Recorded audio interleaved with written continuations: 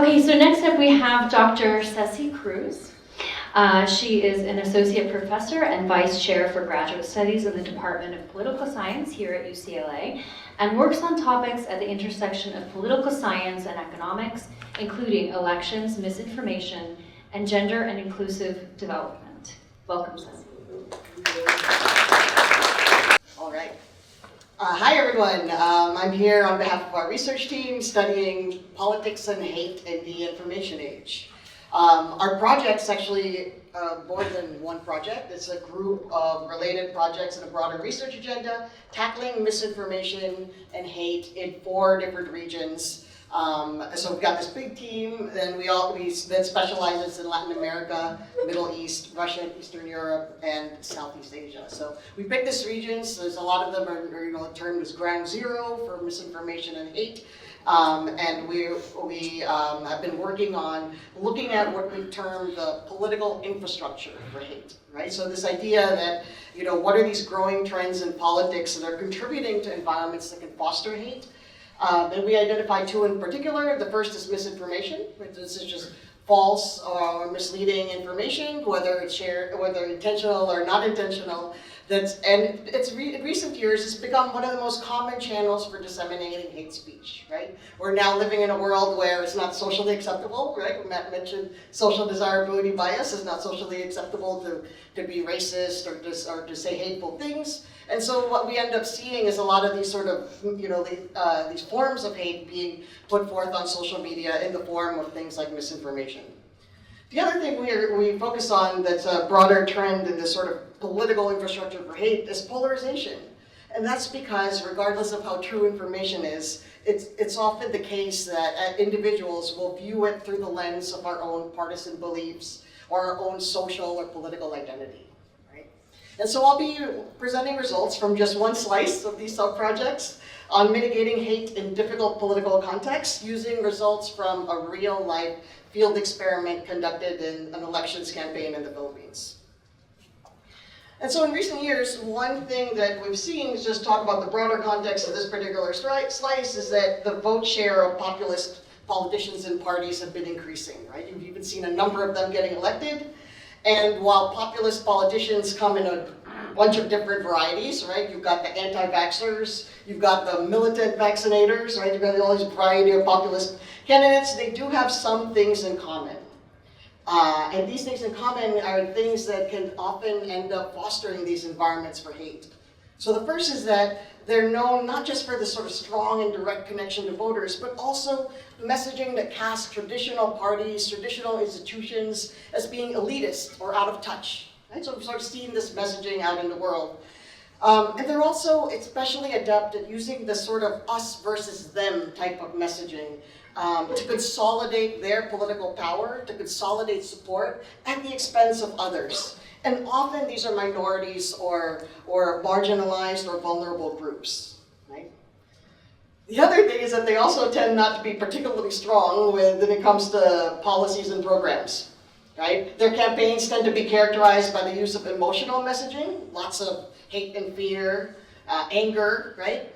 And even when they talk about policies or use policy messaging, it's often the case where they'll take these very, very complex social problems and policies, and then they use emotional messaging to simplify, right? So build a wall, right? Like migration policy, super complicated, build a wall is the package of policies. Or drug war, right? So this idea that, simplifying through this emotional messaging is the strategy. And so in this context, what we're looking at is the Philippines under Rodrigo Duterte. And here is where his version of the drug war was more than just a package of policies. It was this systematic attempt to dehumanize drug users, right?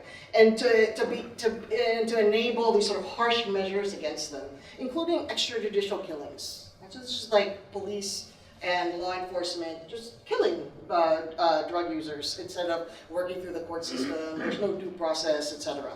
The ICC estimates that up to 30,000 people died or killed just in the first 3 years of this drug war, right? And as you can see, for this to have worked in the sense that, Duterte was wildly popular throughout his term, And it's because of this dehumanization effort, right? How can you be very popular and still kill 30,000 of your citizens? Well, if those 30,000 people are somehow seen as less human or less deserving, right? And so the idea that targeting this group then rallied support for him and rallied these sort of very high levels of popularity throughout his term. So this is the difficult political context that we're working in.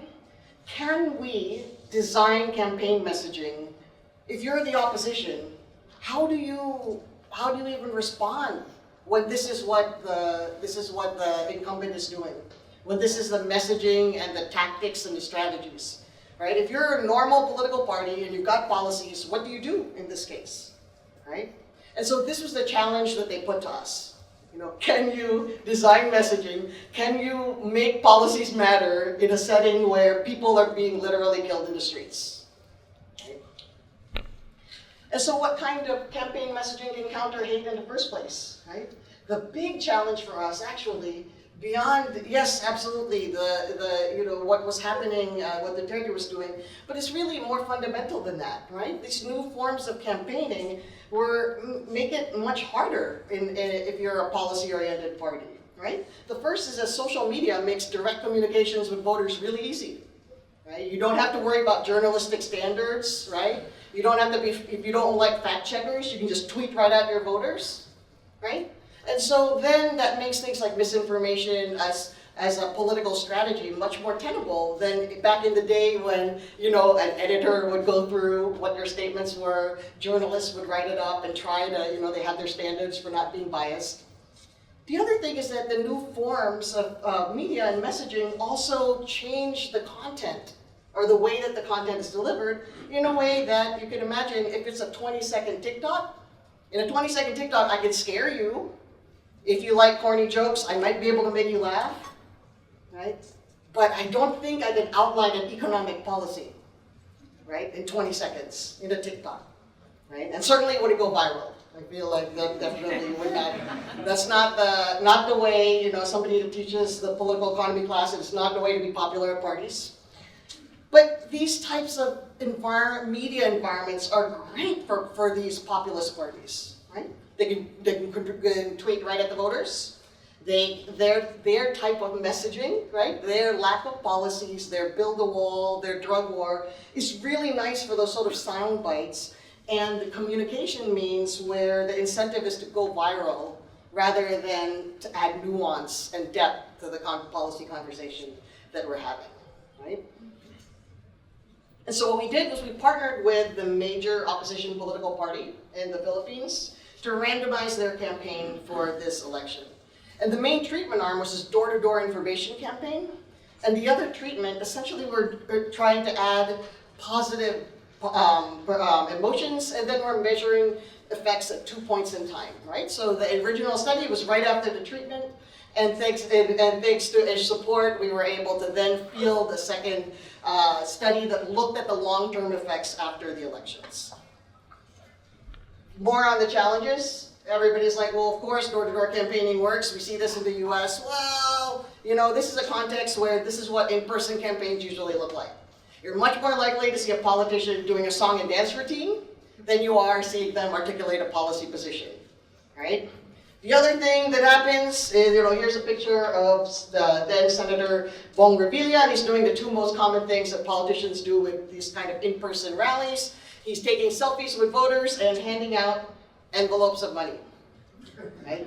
So as you can see, this is a very policy-free environment, right? This is a political environment where you are not, to talk about, give a policy speech would be very, very unusual, right? So you go to the rallies to take the selfies and to get the envelopes of money, which as you can see, he doesn't even seem particularly ashamed to be handing out envelopes of cash to voters, despite it being technically illegal in the context.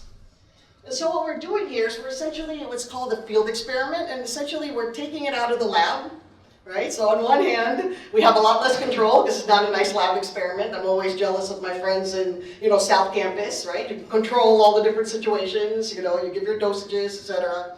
Here we're trying to do the closest thing we can. And what we have is essentially 195 of these villages, and then we match the triplets, and then we draw one to be a control where we don't do anything, and one to get the door-to-door policy campaign, and the other one the same thing but with that added positive emotions that we want to try to do to combat hate, right? And so this is what we think is happening. Some of them are getting policy information, some of them are getting positive emotions and this policy information. And what we find, bottom line, we don't have to respond with hate and fear if we want to combat it, right? Just ordinary, boring policy information is like surprisingly effective at getting people to think about not just they're learning the policies, but they're actually changing their votes, right? So we ended up increasing vote share for the political party at the time, even all the way at the point of the election, right? So these are very large effects, relatively speaking. In fact, just back of the envelope calculations, if we did this in obviously a limited place because we didn't want to be wide scale interfering in elections, right? That's for other government agencies, right? Not us. But the back of the envelope suggests that had the party done what we were doing in just 10% of the electorate, they would have gotten one of their senatorial candidates elected, right? So it's like we're not talking tiny little things. We're talking big political effects. We also show that this additional positive emotion, so this is where it's a bit of a two-edged sword in the sense that increased engagement, people are volunteering, they want to be contacted by the party, but it's less effective than information, there's just the information-only treatment, right? So both things work, but the simple policy messaging works better, right? And so for policy recommendation that we gave to the party is that you don't have to worry about the emotions thing if you're worried about how it's going to play out. You can just give the policy information. But if what you want to do is increase engagement, get people excited, positive emotions work really well, even in a context where the most common thing that you see in political campaigning is negative, right?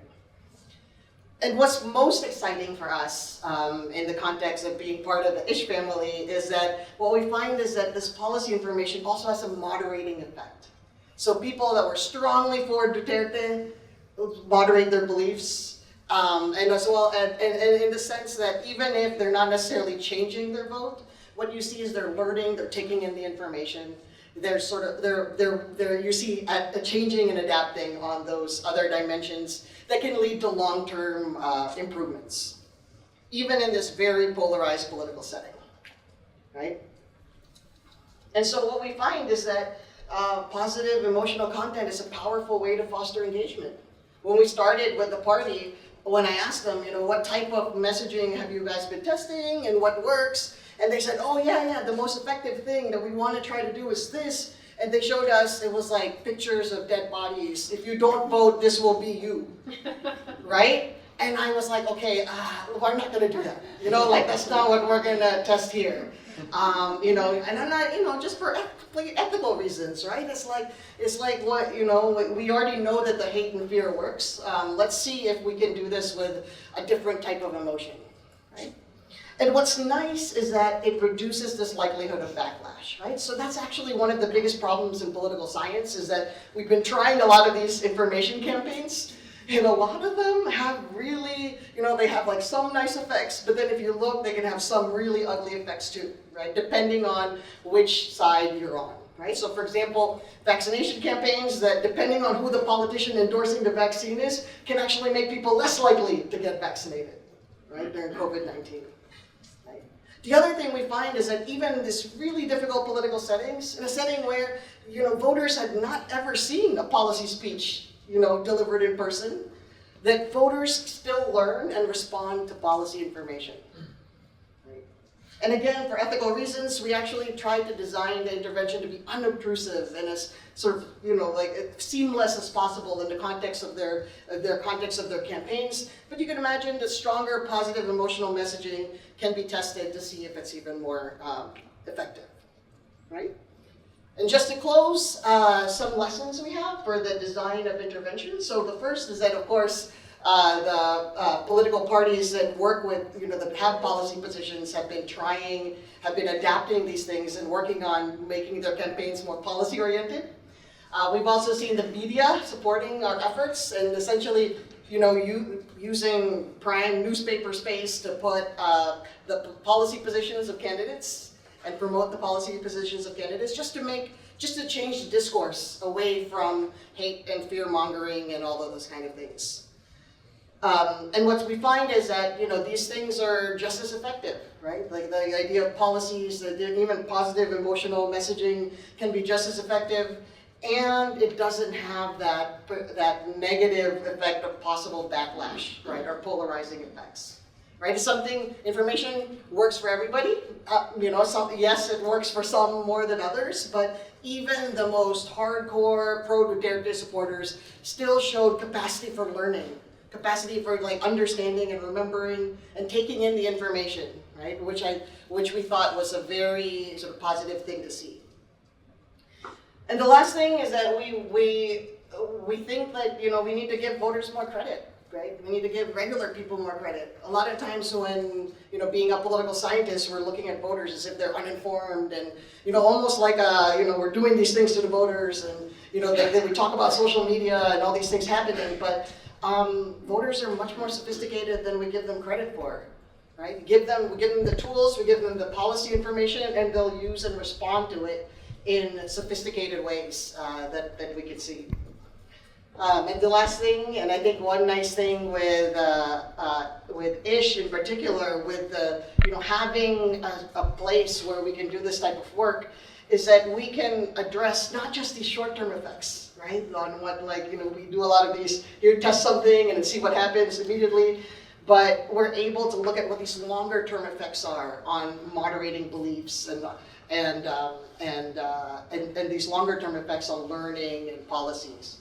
And so these are things that the other lesson that we made is that to think a little bit more for the long term, right? And not just what you need in this campaign at the moment, but also moving forward, what these long-term effects might be of the types of work that we're doing. So that is it for me. Thank you very much.